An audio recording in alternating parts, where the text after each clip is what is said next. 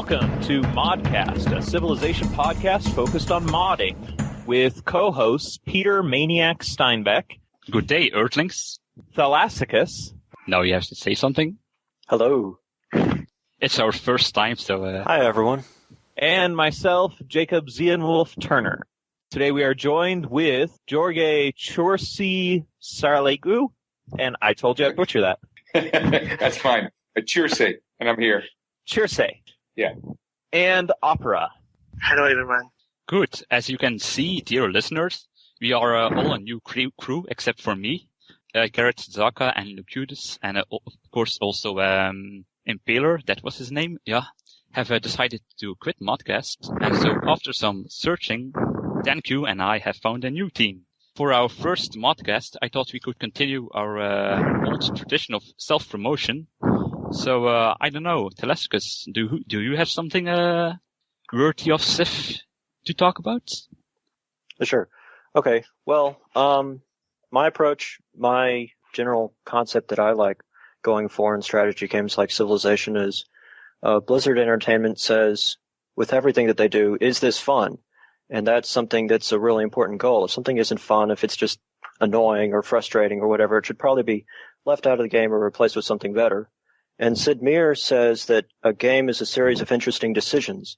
And so we want to make sure that the strategic decision-making from one step of the game to the next is interesting and it's fun to follow. So, and that's why you have decided to make a mod. Thalassicus balanced mods. Yes. Well, someone else want to go on ahead? Jacob, do you want to introduce yourself?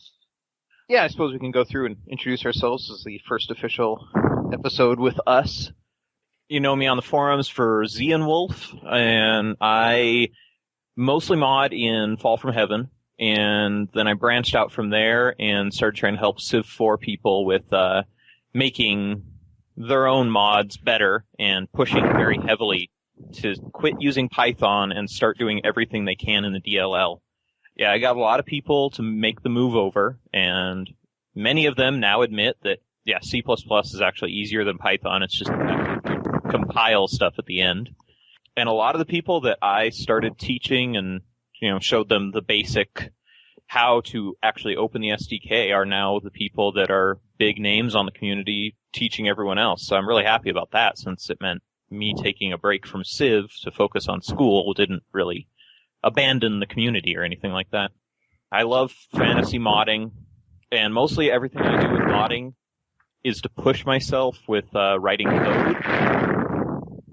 So it's very good that I have a team that I work with so that they can actually make it playable, because what I do probably tends not to be very fun. You were also planning to make a fantasy mod for Civ 5 once the DLL is out. Can you already reveal something about that? I'm just a code writer for the section of code we don't have released yet, so I haven't done much. So I would say I don't have permission from the actual mod leader to say too much about it yet. It's just, it's a fantasy mod that needs to have the DLL because they've got some really interesting twists planned with it. I thought you were the leader. No, as I said, mostly I just look at the code and go, hey, I could do this. And I make things get very convoluted very fast, so I need the other people there to kind of rein me in. Okay. Was Opera on your team as well? Or am I mistaken about that? Yeah, Opera is part of it.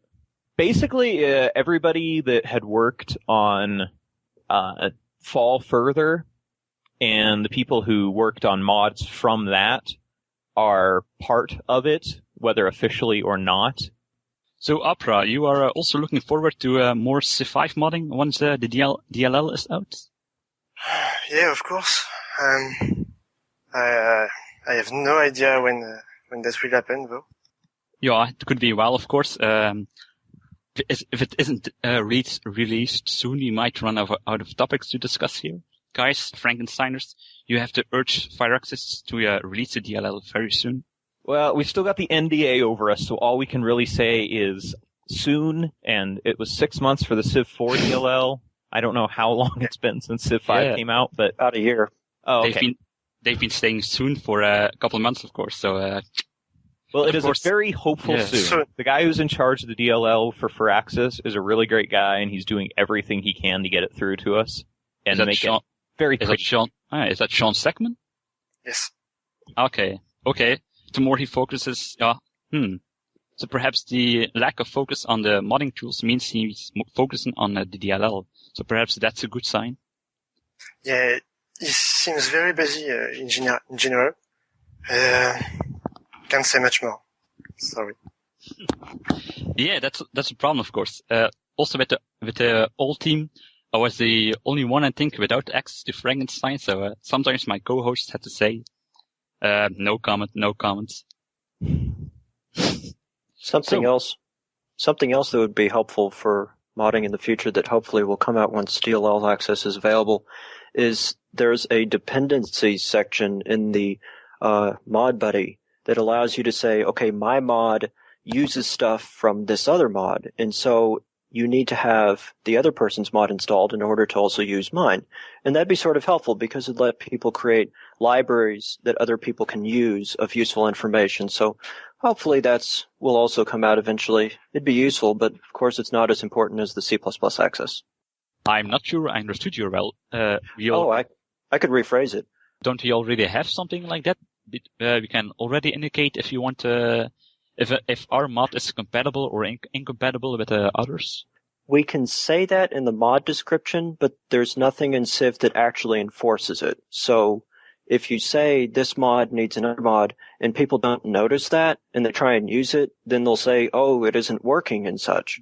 Whereas the dependencies part of the mod browser would actually tell the user, hey, you also need to go get this other thing to work this one. Okay, that's very handy.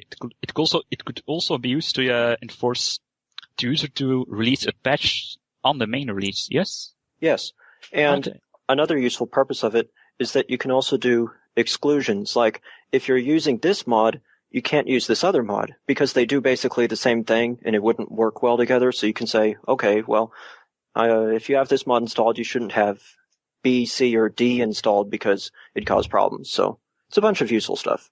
Hopefully we'll have one day, but not absolutely necessary. Okay, well, a lot of the forum posts are, of course, because is this mod compatible or not compatible? So it would solve a lot of problems. Exactly. And remove lots of forum posts. Yeah, that's true. Yeah, actually, who of you know how to code C++? Yes. You do? Mm-hmm. Okay. That's actually my area of focus. Is it your education, or have you learned it by yourself? I started learning C++ from an early age and also in education because when I was in college, they were still teaching primarily C++. Java was relatively recent, so they hadn't transitioned to Java yet. I learned that one later. Before Civ 5, I had never heard of you before, so and now suddenly you commanded scene and make the biggest mods. So I don't know, are you a recent convert to Civ, or have I just been hiding under a rock? I've been a Civ player for all my life, but I've never been active in modding here because there's always been, other groups who are leading the main mods, and so there was never really any reason to get involved. I was mostly involved with SimCity 4. I did some balance mods for that. I also made a dungeon crawl map for Warcraft 3. So that's what I've been involved in my free time over the past few years. Yeah, that's true. That point you make, because other teams are already making a big mod, so I don't need to. Yeah, that's kind of a bit my feeling with Civ 5. I think the base game is much better than Civ 4's base game. I feel much less need to start modding myself. So I have to admit, despite being on ModCast, my modding experience with Civ 5 is very, very low. Still, the skills that you learn modding one game do apply to other areas. So even if you haven't done much modding with Civ 5 specifically, the general concepts that you've learned from modding Civ 4 are still pretty much the same. Yeah, that's true. I hope that once the DLL comes out, my acquired skills will become much more useful. Opera, why don't you say something? Yeah. Well, I know C++ myself too. I learned it only with C4. So I don't know if I could use it outside of C4. So, what is your background in gaming? What's been your interest in the past? Mostly I'm not a strategy gamer at all. I usually play RPGs. And one day, I don't remember how exactly, I discovered C4, and in time I discovered Wolfram Haven. From there I started modding, mostly with the help of xienwolf and Valkyrian, who isn't here today. Yeah, we need to invite that guy too someday. Yeah.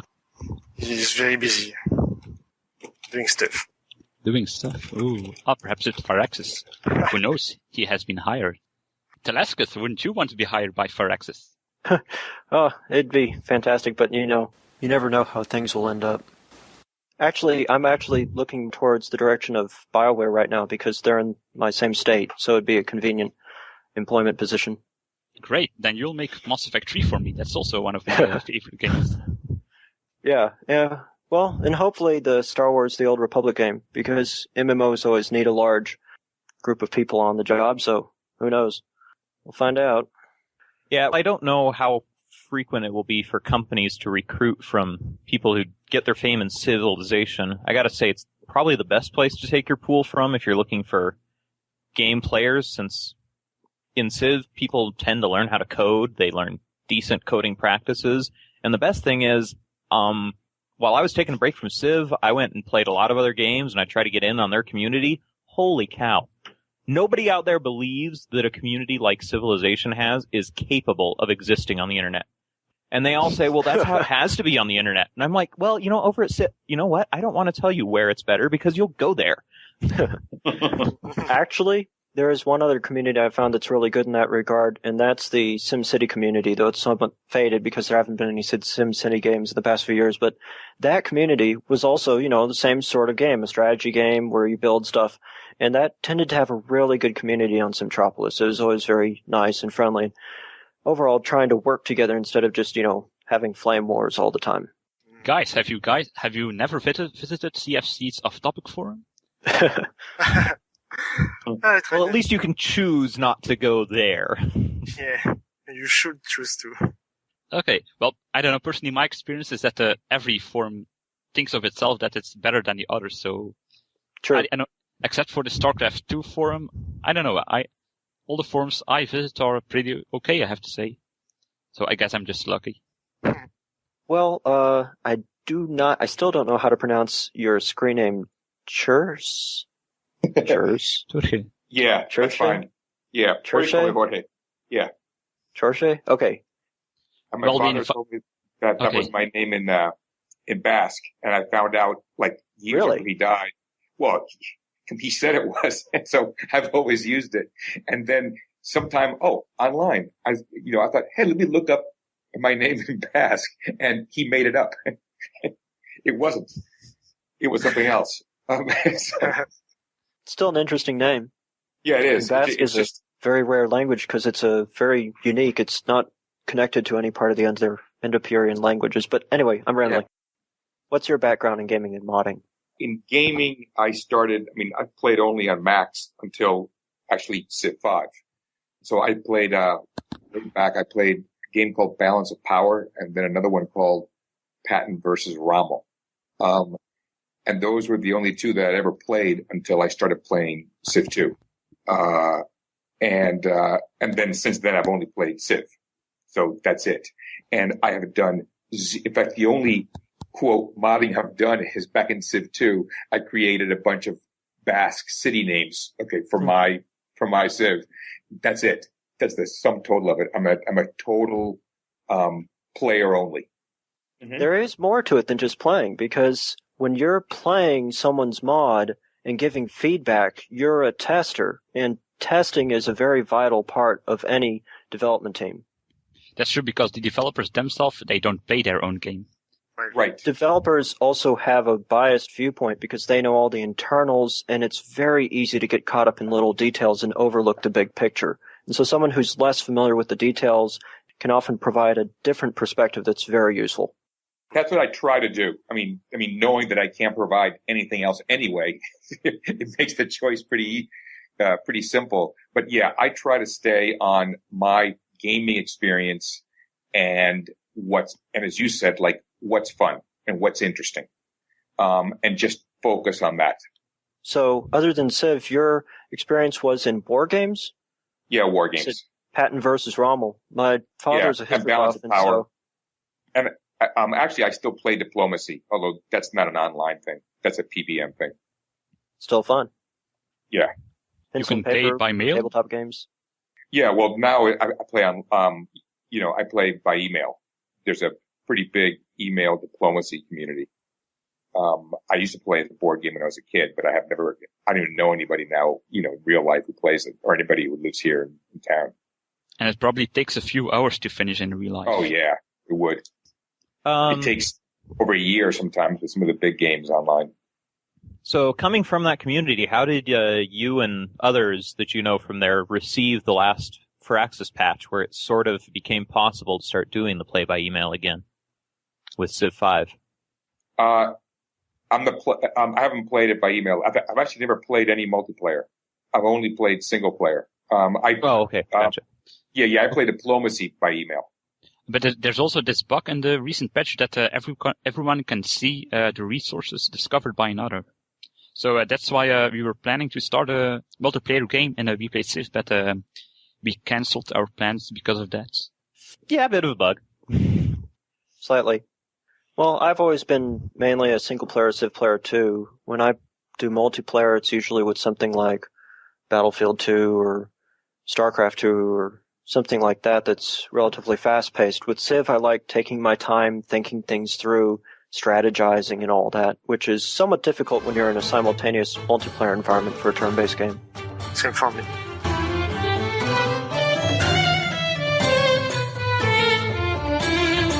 Thalassicus, how about we start talking about your mods? Sure. The work I've done basically comes in two parts. The first is the unofficial patch, which focuses on improving the user interface with minimal gameplay impact. One example of this is I added little icons of the promotions that units have over the unit flags so that you can see them directly on the main map, without having to memorize which units have which promotions and clicking back and forth between them and having to scan enemy units with another unit just to figure out who you can attack. This was based on work by Arendir, xienwolf, and Kale that I then expanded, added more code, created some additional artwork for really tiny icons, and then added to the patch. Another major part of Civ I did is automatic tooltips. The building tooltips are created directly from game data so that there's no chance of mistakes in the tooltip, and it just makes it so much easier to mod because you can change data for the buildings and the changes are automatically reflected in-game without having to go and update all the tooltips. It also makes it easier for doing language translations, because once you have the basic parts of the tooltips translated, you can use those for any buildings and any combinations, and it'll combine them appropriately for different languages. Makes it much easier. Those are the main things I did in the unofficial patch. There's also some behind-the-scenes stuff that ties in with other things, but that's mainly what shows up. The other part of the unofficial patch is all sorts of useful tools for the user interface from all sorts of various authors that are tied together, because some parts of modding require that you merge the changes in Civilization 5. That involves anything that deals with the Lua code. So it's necessary to take, part of one person's mod that alters a file, part of another person's mod, and put them together. It's not really a problem. It's just that the way programming works, you have to have compatibility. And with data edits, you can use bits and pieces from various different mods, but with the actual Lua code, it's necessary to manually merge the files, so that's what I did with the unofficial patch. Most of my work, though, has been done enhancing the game in ways that make our decisions more challenging and interesting. So, for example, I added localized resource bonuses to the granary, which was eventually added to vanilla because it means that the value of the granary changes from one city to another depending on what's around it, and so it adds variety to the game and variety to our strategies depending on the circumstances. And sometimes it involves making decisions closer to each other in value, and sometimes it involves also pushing them apart. Like, for example, what Fireaxis recently did with the Hanging Gardens. That was a very interesting change that they made because it makes the Hanging Gardens useful for a very unique and interesting role. Both the pyramids and Hanging Gardens used to be sort of useful for an expansive empire, and now the Hanging Gardens has a role that is very distinctly different from the pyramids. So that's part of it, and another part is also ensuring that everything in the game has at least a use for some strategy. There's generally been a feeling lately that some wonders like Angkor Wat or some units like, say, the Ironclad aren't particularly valuable, and if we don't ever use them in any major strategies, then what's the point of them even being around in the game? I mean, you want them to be interesting and exciting and fun to use, so I sometimes take some of the stuff that's not as good like that and buff it up to make it more exciting. Oh, what was that? What was Peter? that sound? Sorry, Yes? that was me. That was Peter? a fun sound. Yes. Did you have anything in mind in particular you wanted to talk or ask about? So, of course, I'm a rather technical, a mathematical model in a sense, but perhaps that's also the basis when you start to design a mod from scratch. So, one thing I was wondering, in vanilla Civ 5, a mine produces the same yield as a village. What is it called? Trading post? Trading post or village? Okay, yeah. So, 1 hammer, 1 gold, and also engineers and merchants, they produce 2 of each, 2 hammers, 2 gold. In your mod, it's more like 1 hammer is worth equals 2 gold. Is that a conscious decision, or why did you make it? Basically, in vanilla, I don't feel that the value of 1 point of production is exactly equal to the value of 1 point of gold. It seems like that production is generally more valuable, so I increase the value of trading posts back to their original 2 gold in order to make both improvements viable to go for, depending on what sort of economy you're planning on. It's very difficult to do, because when you're talking about 1 unit of one resource and 1 unit of another resource, you're reaching such small numbers that it's indivisible, and it's very difficult to fine-tune it up and down. For example, the user interface itself only can support 1 gold or 2 gold. It can't do 1.5 gold or 0.75 hammers. That's actually a reason why in the past I considered scaling all resources up. It'd give people more of a chance to be flexible in the amounts, like saying 5 of this is worth 4 of that or 6 of that. So instead of trying to balance it out perfectly on a 1 food equals 1 gold equals 1 production, which I found was very difficult to do because of these low numbers, I decided to balance it to 1 food is 2 gold equals 2 production. And other things are also scaled. For example, units cost a lot more to maintain, and so on. So basically, the economy factor is scaled up by a factor of about 2. It's just easier to work with larger numbers. Ah, yes, that's very good. Because I think when you design mod, you have to first make a basic that equals that, and then you have to design strategies which allow you to get a better exchange rate. That's basically the economy of Civ, to turn one resource efficiently into another. Yeah. Some other basic things. One concept that I've tried to incorporate into the mod is automatic difficulty adjustment. One of the problems I've always had with Civ games, Civ 5, Civ 4, all the way back to Civ 2, is runaway games, where towards the end of the game you reach a point where you know you've won. I mean, it's just not difficult anymore. Mm-hmm. You cross a threshold when you know, okay, after this point, it's just playing it out to the end. And I've never really found that too enjoyable, because then you just start going through the motions and it's not really all that exciting or challenging. So what I try and do in the mod is some automatic difficulty adjustment. One example of this is research agreements. The system of research agreements I use in the mod is it takes the research of both players in the agreement, combines it. So like say if one person has 100 beakers per turn, another has 200 beakers per turn, combine that to 300, and then distribute a percentage of that equally to both players. What this ends up doing is the person who's further behind gets a bonus, and the person who's ahead doesn't get as much. And so people in the game who start running away with the game and it's becoming too easy for them, they start getting less and less bonus from things like this. And people who are falling behind get somewhat more of a bonus. It's not enough to completely counteract it. Like, it wouldn't make sense if you would intentionally fall behind to get a bonus. That wouldn't make sense. So it's somewhat of a middle ground between those two, where the runaway game or the complete counteraction, and it automatically balances the difficulty on its own. Yes, that's a very good point. I've also often wondered about how to make sure the game doesn't get boring in the end. Well, one way I've thought about doing is allowing you to already reach a victory, in the middle of the tech tree. I think Civ 5 is a good move in that direction because, for instance, Conquest victory, you don't have to conquer everyone, you just have to conquer their capital. And Diplomacy victory, many people say that it's too easy, but I think that's exactly a well-designed victory because, when you're swimming in gold, it's a sign that you'll probably be able to win anyway.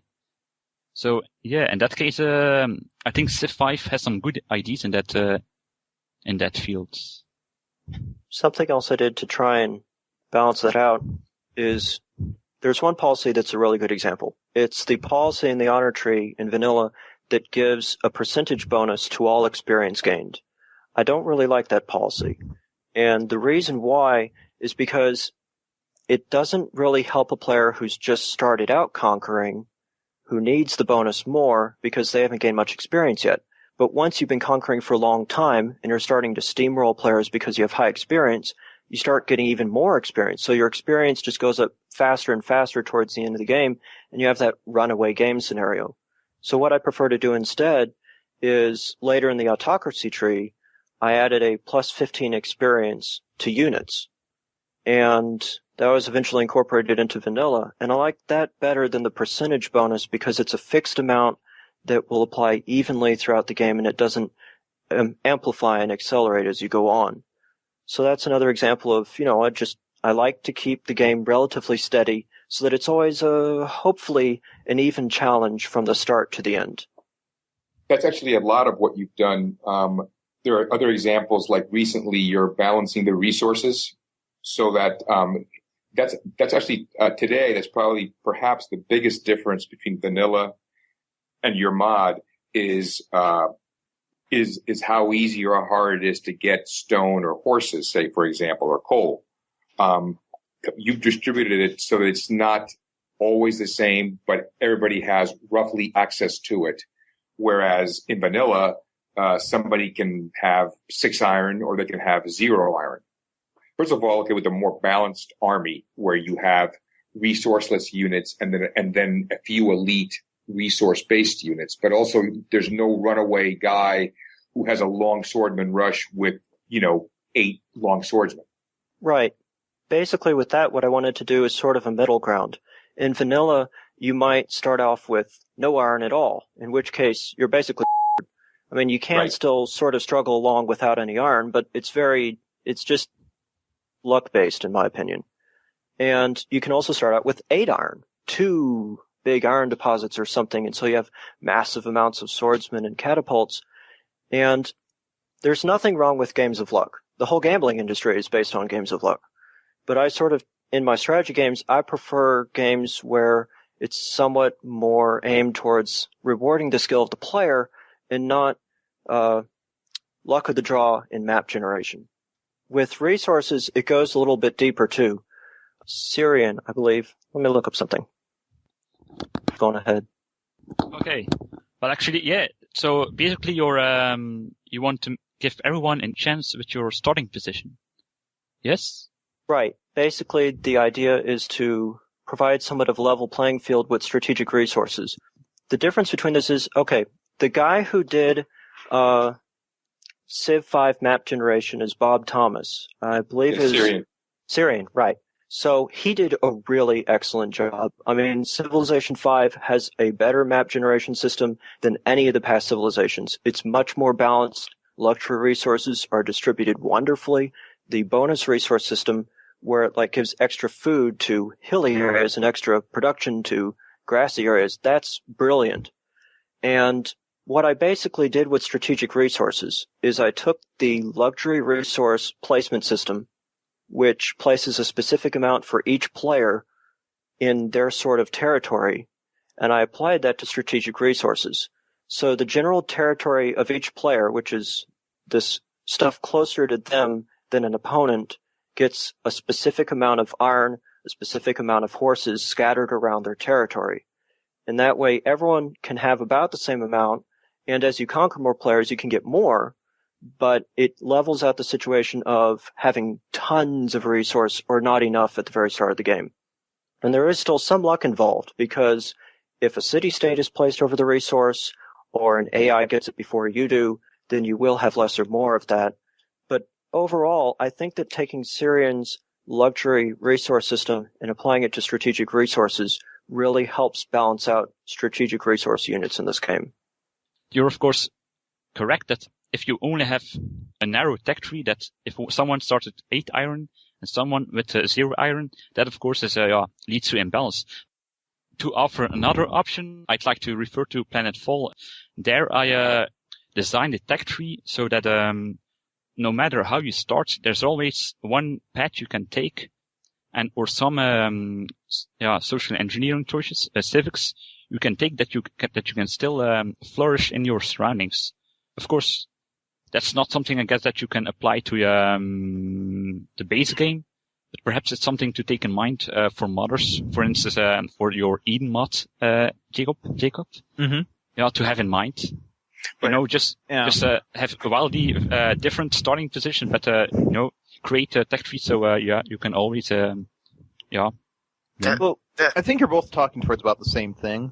And it's really nice to have not everybody starts with exactly the same setup and whatnot, but in Civ 4, the major things that you might not have nearby because there's such a limited amount is all late in the tech tree. The rubber, the oil, the uranium, somewhat the aluminum. But they're, the stone, horses, the early game things, there's so much of them that everyone is pretty likely to get all but maybe one of them. So it's not a huge impact. But Thal was saying that, like the rushes early in the game are such a big impact because you might not have the one thing that can give you strength in both offense and defense. And if you lack that, the game is over before you get invested in it. So what's to keep you from just starting up a new game? And if you're always playing the first 50 turns of the game only, it's not that great of a game to play. So yeah, having everything be just completely random, you might not have what you need, is great, but only if you don't need that until later in the game. If it's something that's going to crush you in the early turns, then yeah, it should be not necessarily in your starting city, which is really, really like on how Thal did it, but within the realm of you should be able to get this unless you're slacking off. Exactly. Yeah. That's also one difference between the system that I implemented and the strategic balance option in game options.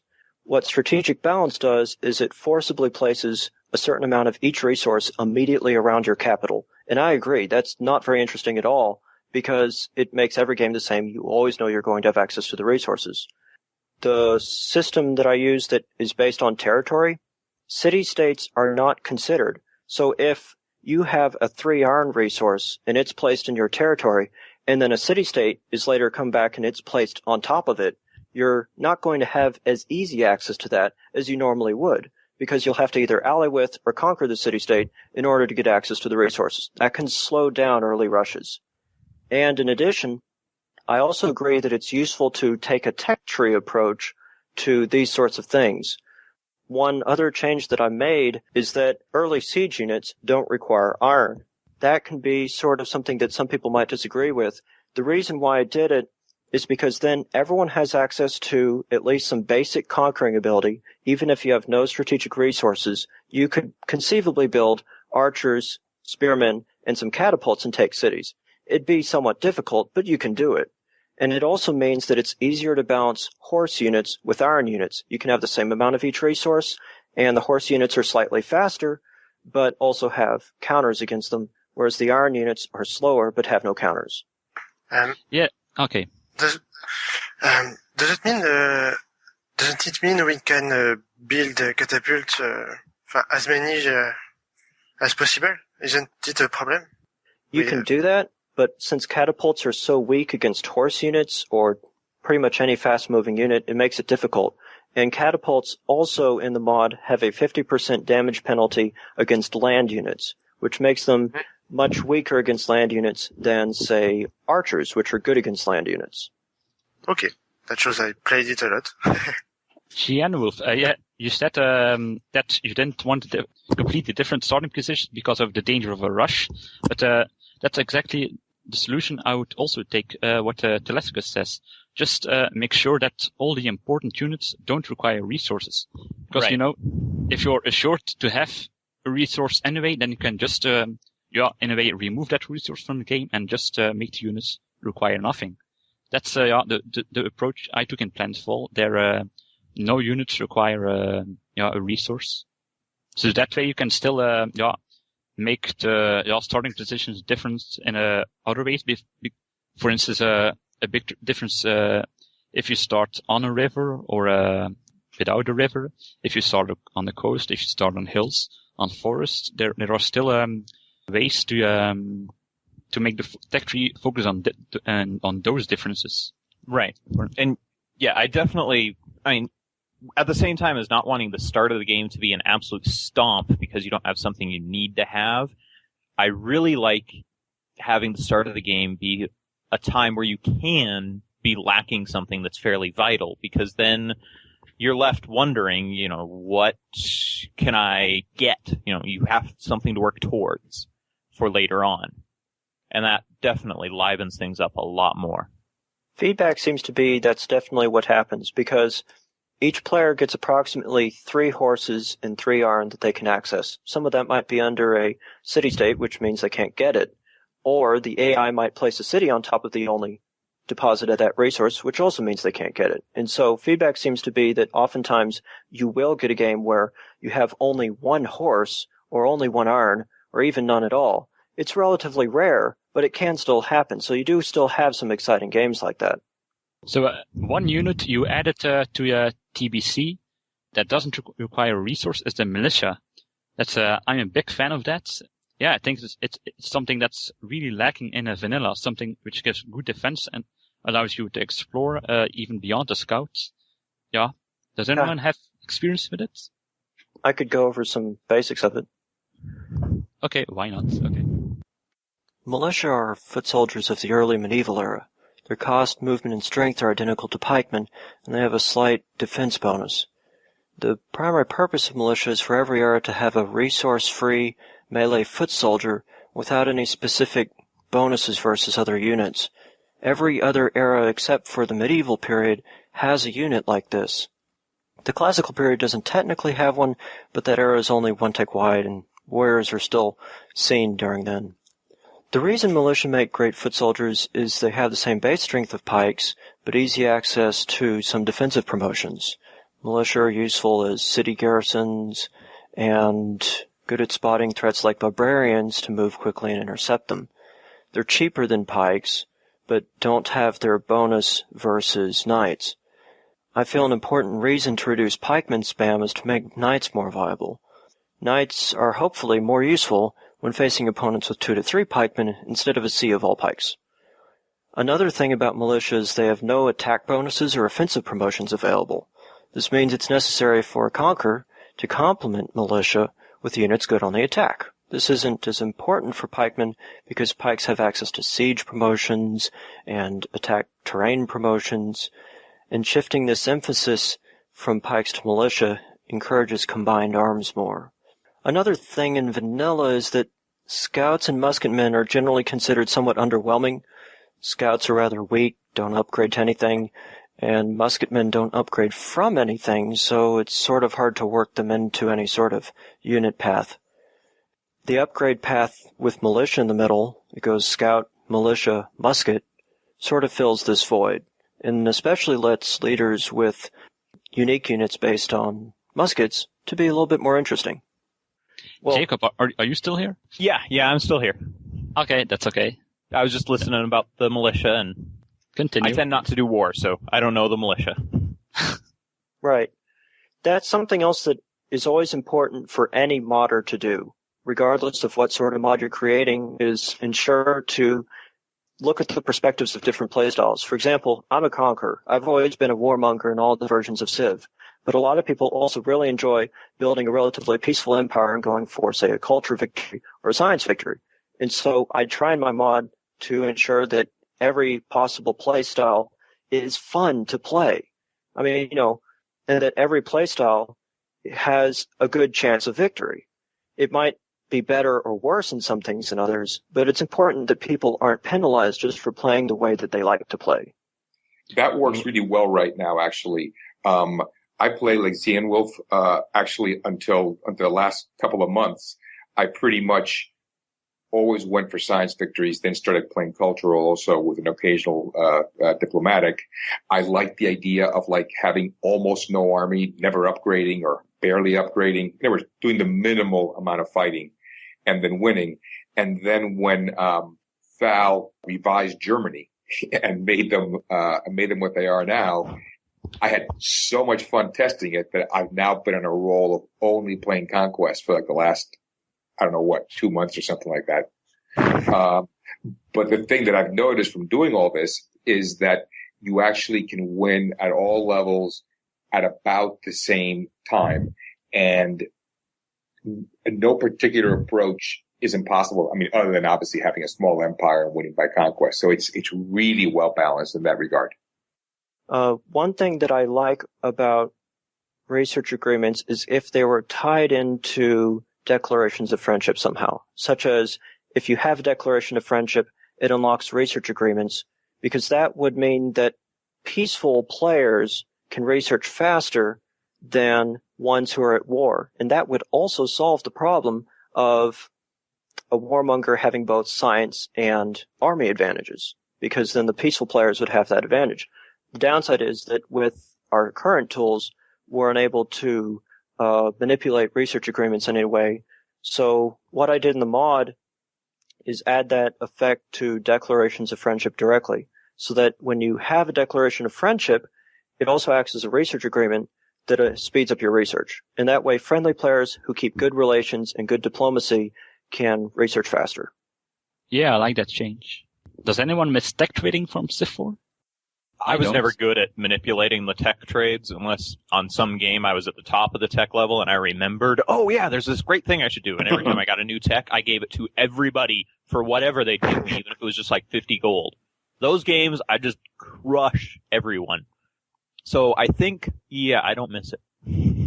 That's also why I like tying it in directly to declarations of friendship in some way, because then you can't manipulate it. I mean, if you're getting a certain amount of science each turn from preferably a research agreement that's unlocked from a declaration of friendship, then that you can't exploit. I was thinking, I'm sorry, go ahead. No, go. I was going to say that as hearing you talk right now about the balancing aspects of the RAs, it's actually an argument for possibly making them even stronger in terms of undercutting conquerors and helping small, tall empires. It is sort of tricky, though, because if you start out next to a lot of warlike AIs who don't like becoming friends with many people, then that's sort of a bad situation to be in. Yeah. Then you become a conqueror yourself. That is true. I mean, that's one thing that I really like encouraging is for people to be able to change their strategy depending on circumstances. Yeah, that's one thing I don't like about the cultural victory. You know, you're in Civ 5, you're more than in Civ 4 forced to decide on your victory type right from the start sometimes, at least in vanilla. That's one thing I like. One thing I'd like to do, and sort of did in the mod, is I improved the power of late-game cultural buildings while also making cultural victories somewhat more difficult to attain overall. For example, the Opera House in the mod gives a 50% culture boost, and so that improves artists and landmarks, which means that if you need to shift gears sort of midway through the game, you can build opera houses everywhere and then start running artists everywhere, and you can get a big culture boost relatively towards the middle of the game. You don't have to have it planned out from turn one. However, it can also be said that domination games work the same way, because if you don't start conquering by, say, the medieval era, you're probably going to be behind. I hadn't thought that for yet. So, I don't know, perhaps, again, a mathematical question in a way. In vanilla Civ 5, only farms can get a higher yield next to rivers. But in your mod, mines, lumber mills, villages can get that as well. Do you have a reason for that change? Basically what I did is I took the same approach as farms, which is you get one bonus next to rivers, and then you get a bonus next to tiles that aren't on rivers, and applied that to the other improvements so that they're all sort of, it's easier to balance that way, because when you have different improvements that are buffed at different times, it can make it very difficult to keep things relatively even. And I think that's one of the main reasons why civil service has often been considered such a powerful technology. Not only does it unlock pikemen, and I believe the Golden Age World Wonder, I don't remember the name of it, Chichen Itza, it also is where the farm unlock is. And another advantage is that by splitting it up into a little bit of a bonus early and a little bit of a bonus late, is that it comes more evenly over time and not all at once. But I'd like to make an argument in favor of only boosting farms, like in vanilla, perhaps. Sure. If you only, first food is a little different than hammers and gold, that you can only, there is a limit to the amount of food that is useful, because you have a happiness limit, and instead of gold and hammers, those are unlimited. The more the better. So it isn't as bad if you boost that next to rivers. And secondly, if you only boost farms next to rivers, then you in a way connect rivers to a specialist strategy by giving a boost to all improvements next to rivers. You in a way remove kind of a difference in strategy. One thing to keep in mind, I understand. One thing to keep in mind is that it's not just a river boost, because you get the river boost with farms, and then you get a non-river boost for farms. So it's basically just split up in the tech tree by about one era. And specialists are sort of a tricky deal. That's something Firaxis removed most of the specialist possibilities in the early game, and in Civ 5, a specialist economy isn't really viable until the Renaissance era. That's when you start getting lots of specialist slots. That's when you get the freedom policies. And that is actually something I like to encourage more, is a specialist economy. I sort of liked being able to choose between a tile-based cottage economy or a farm-based specialist economy in Civ 4. It gives, another strategic option. Whereas in Civ 5 Vanilla, you basically only have a tile-based economy. Specialist economy doesn't come around until later on. Would you agree with that, or is your experience different? Yeah, that's certainly true. It's only, personally, I only find specialist useful if you unlock the what's it called, the liberty tree? Yes, or freedom, whatever. Freedom, I think. Yeah. Yeah, before that, it's true. I'm currently playing Game of the Ottomans, the Turks with your mods, and actually I haven't had any use yet of my ability except for one engineer in my capital. So specialists could be made useful more early in the game. That's true. One thing to point out, also we mentioned the Germans earlier. The Germans, the Ottomans, and a few other leaders are some of the leaders that I really changed their traits with, because I felt that their traits weren't not as fun in vanilla. I took a poll of people's favorite leaders, and favorite leaders, not just, necessarily overpowered or underpowered, and Germany was ranked at the very bottom. Poor Bismarck had 0 votes in his favor out of all the other leaders, and he only ended up getting 2 by the time the poll ended, which was still dead last. And to try and make Germany more fun, I changed his trait from capturing barbarians when you take a camp and getting a small gold bonus and having it sort of randomized, the vanilla method, and the unit maintenance mod that was recently added. Changed that to he simply, whenever he kills a barbarian, he captures it with half health. And that allows the player to build their strategy more around an early game sort of rush type strategy that he's very good at, more so than the other leaders. And it also leads into his unique unit. There wasn't really much synergy between his trait and unique unit in vanilla. In the mod, barbarians like the Brute can upgrade to Landschnitt later on. And since Landschnitt have half cost, it also makes that upgrade very inexpensive. And so he can gather together a barbarian army, upgrade them, and then he has, great pikemen that he can run around with. And the result of that is in the second favorite leaders poll that I took, Bismarck is now ranked up pretty highly in the top tier, whereas before he was at the very bottom. So people seem to be enjoying it more. Yeah, as I said, and now I can't stop playing with the guy. If I was thinking, I'm playing one more game with him right now, but I'm wondering if perhaps he's actually a bit overpowered. Not in that he dominates the games, because I actually don't think Germany is like number one or anything, but it might be too easy, as opposed to OP. Too easy in that you just have an army at the beginning and you're kind of all set, and depending on your skill level, you'll win at a certain point or another. But I build armies and navies so quickly, especially if I get a bunch of archers. It's deadly at the beginning. It's absolutely true that it does make it somewhat easier to build up an army at the start. One thing that I've been considering doing is changing it to like a 50% bonus on each kill to actually get a unit, or possibly changing it back to a 100% bonus for the camp, but still keeping the basic capture mechanic in place instead of the unit maintenance mechanic. One thing that I think is important in designing leaders for any mod, whether it's a balanced mod of vanilla or something totally new, is that the leaders are fun to play and not just good.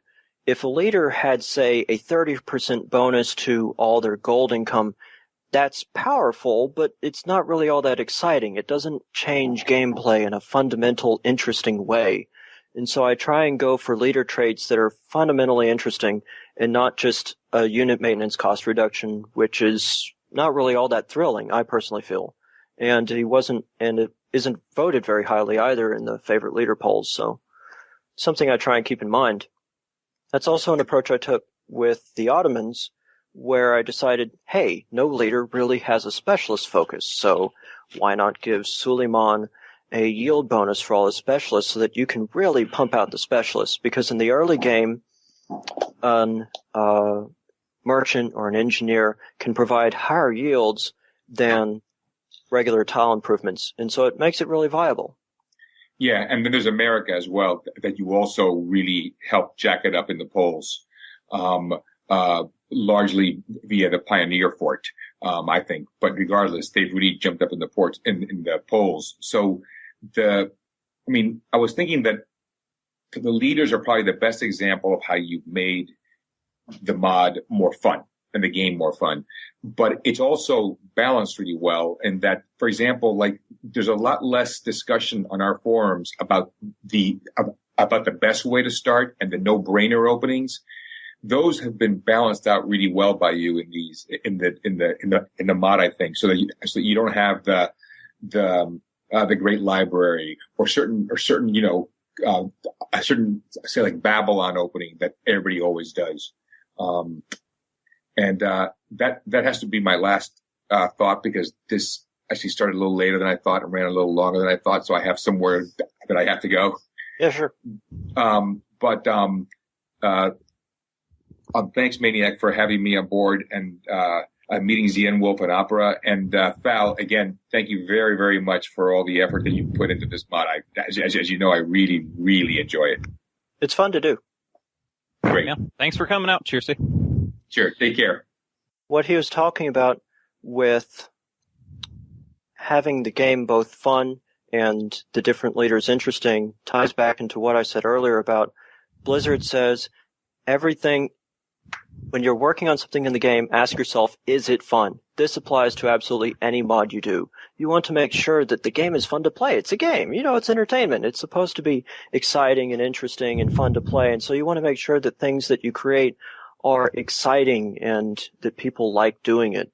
And then it also is that you want to have interesting decisions so that, like, do I want to play this leader or that leader or this faction or, what social engineering to get in an Alpha Centauri mod. You want to make sure that the choices are interesting and the strategies aren't all unified so that there isn't just one strategy everyone uses to open the game with. There's multiple interesting strategies and different ways to start the game. And Definitely with those... good philosophy to have for it. Quite agree. Something else I was thinking about is for next time, something we could talk about is more about modding tips, since that's something we didn't really go into this time. We could talk about the basics of modding Civilization 4 and Civilization 5, and, stuff that would probably be more in xienwolf's area of expertise for Civ 4. Yeah, And- well, we talked a little bit about game design, so we still sort of hit along that line. Absolutely true. Yeah, for instance, I don't even know a basic thing like, can you view a game in Civ 5, like in Civ 4 with the world builder? Can you make the entire map visible and edit stuff? I don't even know if that is possible in Civ 5. You can. In Civ 4, there was World Builder mode you entered into. In Civ 5, there's Fire Tuner, which you open up on the side of Civ, and it makes it to where you can get extra commands you can do. So that Fire Tuner only works if Civ 5 itself is already working, running. There's actually two tools. One of them is the World Builder, which is a standalone map and scenario editor, which opens up separately from main civilization. And then there's Fire Tuner, which is when you have a game running, you can use Fire Tuner to add units to the map and stuff. That's usually mostly useful for testing purposes. Okay. With those wise words, we will end the ModCast. Yes? Sure. Sounds good. Okay, thanks for coming. See you another time, Opera. Yeah, thank you for receiving me, and it was a bit intimidating for me. Yeah, sorry we didn't break you all the way out of your shell, but we got to talk a little bit. Well, maybe I will come another time. Darn, I'm not used to this. It's okay. Call in today. In North America, the number is 301-637-7659. That's 301-637-POLY. In Europe, 44121-288-7659. That's 44121-288-POLY. You can Skype us at the PolyCast or email us at thepolycast@gmail.com. For more information on ModCast, our sibling shows, PolyCast, RevCast, and TurnCast, or about PolyCast in general, log on to the series' official website at thepolycast.net. Civilization 4, Warlords Beyond the Sword, which we don't have our copyright take to anymore. Unfortunately, that one I hadn't read ahead of time, so I was like, oh, this is pointless.